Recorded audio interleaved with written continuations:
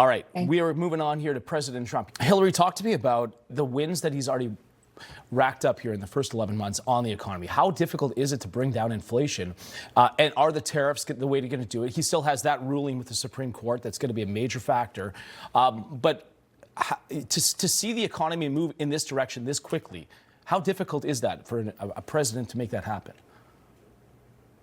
I was asked this question. I was speaking the other day and I was asked this question because one of my things I just wish that he'd said during his speech was he kept referring to Biden, which is correct. And we're dealing with the Biden economy because steering the economy, I use the analogy, it's like trying to steer an oil tanker or the Queen Mary. It takes a long time. That we're dealing right now with the lag effect for about, and the estimate is about 20 months ago.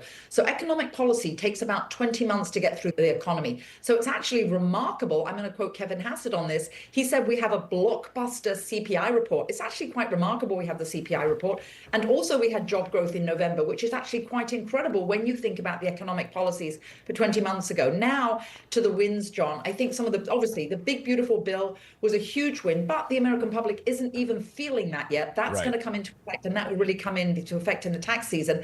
And I think the most important one, the most tangible for basically your average American, and there is an index called the Everyday Man's Index, that is gas prices, because it affects 211 everyday products as well as at the pump. And I think that's absolutely huge. I think that's a great point, Hillary, is that the people now are going to the gas pump and they're shocked at the price of how much it's dropped.